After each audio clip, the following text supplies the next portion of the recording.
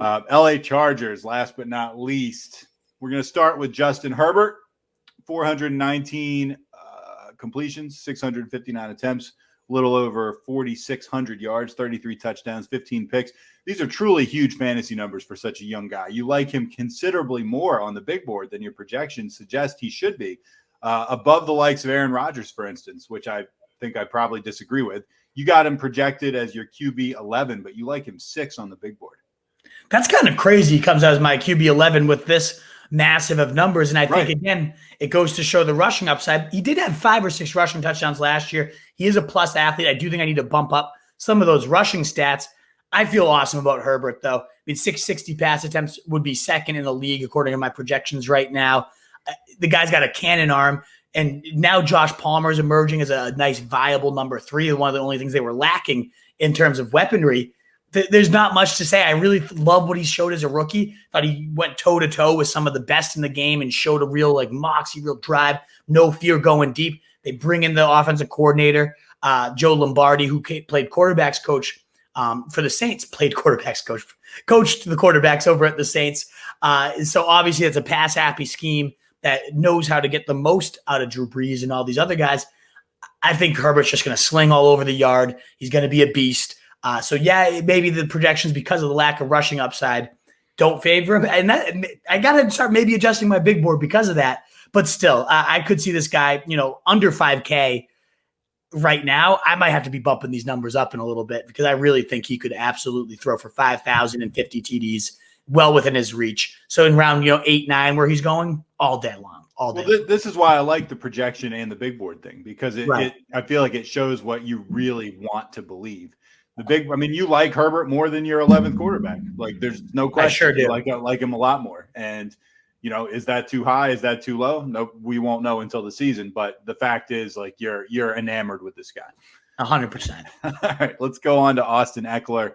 Another guy, that is shaping up to have a pretty good year. It looks like 241 carries, a little less than 1,100 yards, only 5 touchdowns on the ground, but adding 78 catches on 101 targets for another 624 and 4 touchdowns. And in a slight Chargers pattern here, your gut seems to be, not necessarily 100% in line with your projections. You've got him as your RB6 projection-wise, I believe, but 9 on your big board. Yeah, it's one of those things where they keep talking about we want to use multiple backs. We want to keep our playmakers fresh. So I've started to bump him down just a little bit in the rankings, as you said, RB9, whereas he projects out so highly because of that receiving workloads. They got 106 targets, 87, almost 800 through the air, and 7 touchdowns there. That's where you're getting your real money and gravy paid, because they're comparing him to Kamara. They're saying this is going to be the Kamara-style role. So that's why I have Kamara-style stats here, because not that I think Eckler's quite on Kamara's level. I don't think he's horribly far off, though, either. I think he really is a studly player. So a lot of people, especially in standard leagues, he takes a bit of a hit. But overall, around 1,600 total yards and 11 TDs or so, when you combine it all, he's going to be a beast. I really love Ekeler in this scheme, just as a player, as in a whole. So I'm thinking he's going to have his best year of his career, and that's including 2 years ago when he was the RB4 in PPR. I think he can beat those numbers with even higher usage now this year. All right, we got a legitimate target hog that obviously, and some of the numbers I believe may have changed, especially on their wide receiver 2 since I put these in. So correct me where I need to be corrected. I got mixed feelings on Keenan Allen. I know you do too. For the guy really hosed us last year. Yeah, let's be honest. He caused us to give out one of our most damning pieces of advice of the entire year, probably. And I'm not sure I can ever really forgive him for that. But I believe the numbers I have for Allen right now, for last I saw, 121 catches, a little over 1,200 yards and 8 touchdowns on a whopping, I believe I had 175 targets. That's nuts. Is that close to what you still have? Yeah, 178 targets would be second in the NFL. Okay. Projected. Yeah, so right there. Yeah. Which was good enough. I mean, honestly, projection-wise, I feel like I think it was only good enough for your wide receiver 13, actually, believe it or not, and wide receiver 10 on the big board. Mike Williams, you've got as the clear number 2. I do think my numbers for him are a slightly outdated. I got 63 catches, 945, 10 touchdowns on 108 targets. That's right. Okay, never mind. Nothing outdated about that. That's good enough for 41 on your projection board, 35 on the big board. Maybe he should be higher than that. I don't know. What do you think? Is the reason you're not higher on Keenan Allen just because you're pissed at him still? A little bit, but honestly, just kind of his role. Yes, I mean, that was infuriating. Start me, he yells at the camera, only to ruin fantasy playoffs in our advice show, Right. For sure. But it's one of those things where the volume is certainly going to be there. He was averaging the second most targets in the league in his healthy games, behind only Devontae Adams last year. So I think that's going to still be there for sure. Just a matter of a lot of those targets are complete dink dunk variety, moving the chains. If you have a third rewards for first down points, that's going to favor a guy like Keenan Allen. But he's not a big red zone monster. That's why Mike Williams has a higher touchdown projection here with 10. So I think that's what kind of caps his ceiling is there'll be a ton of the volume. It's just not the most productive of volume. It's just kind of churning, and that's great. It's kind of like a souped up Edelman, those kind of slot receivers for the Patriot type of role. Such a good chain mover, so good real life. There's not a route this guy can't run, but in terms of just like those 50, 60-yard bombs or those big touchdowns in the red zone, he just doesn't offer that. And that's okay. That's fine. He's a great wide receiver one to get in round 3, but just there's people, there's offenses there's players, you give them 178 targets at a different offense with a different skill set, they could light the world on fire. That's just not Keenan Allen for me.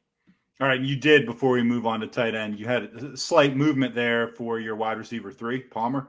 Yeah, I think it's big. I mean, he's got 7 catches on 7 targets so far this preseason, 1 touchdown, right around 40 yards. Nothing crazy stats-wise, but he has been the go-to guy with these other guys resting and getting themselves healthy or just not playing in the preseason. Palmer's really shown out well. And I do think the 3 in an offense where I think 5,000 yards and 50 TDs through the air are very realistic. Like, that's obviously going to have some value, especially when you consider Williams' injury history. Palmer could easily ascend to the number 2 here.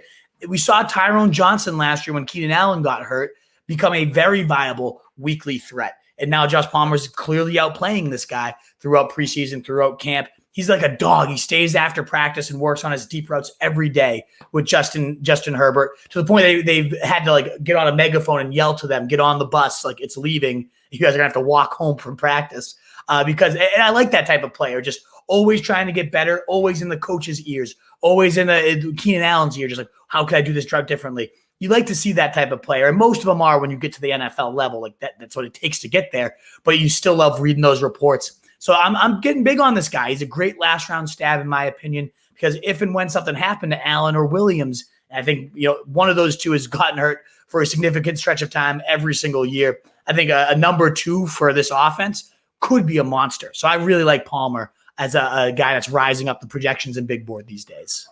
All right, last but not least, I messed up a little bit writing down projections for this guy. I realized half the projections I wrote down were for somebody I was researching on another team. But anyway, Jared Cook, you've got as their top tight end. You got him 14th on your big board, so like very borderline starter, maybe slightly outside in most leagues. You got him receiving for almost 800 yards and getting 8 touchdowns, and I believe he was somewhere in like the 90 target range. Yep, 92 targets. Good memory there. Okay. You still got it over there, Truth. Yes. But no, I really like Cook. I mean, he's second in touchdowns across the last 3 seasons with the Saints, behind only Kelsey and Mark Andrews tied at the top there. So I guess third. But still, that's solid touchdown production from the Saints. Joe Lombardi comes over, make sure his guy comes with him. I like all those trends. I like all those signs. And again, if 50 touchdowns are realistic for Justin Herbert, I think a 6'5" monster that's always been good in the red zone is a good bet. The only thing that has me a little down on him is Donald Parham is showing out in camp. The XFL legend, whopping 6'8" beast that can move, is apparently moving all over the line, all over the formation, scoring and dominating in red zone drills as you'd expect a 6'8" monster to do. So if I miss on Cook, I really like taking stabs in my last round best ball drafts on this Donald Palmer guy. Again, Cook is like 34 now, so he might just be Jared Cooked. Like he could be done at that age. And if he is, and if he gets hurt, Parham would be a weekly top 8 tight end. So I really like taking stabs on both of these guys. has big red zone threats and an offense I think could really push for a ton of touchdowns. But if you miss on Cook, don't be afraid to take a little swing at Donald Parham with your last round either. All right, that does it for the first day of the AFC. We're 5 out of 8 episodes done. That's the AFC West. Tomorrow we are going to be hitting the AFC East. It's another one where there's some good and some bad and some ugly going on there. A lot ugly. But we're gonna hit the mailbag. We've had some comments as the show's been going on. A lot of the regulars and some other guys as well. So we're gonna see what you guys have to say, and hopefully we can help you guys out. What is up, you fantasy wolf? Thanks so much for tuning in. If you haven't already, share your thoughts in the comments, check out some more videos, and join the newest Wolfpack by subscribing below.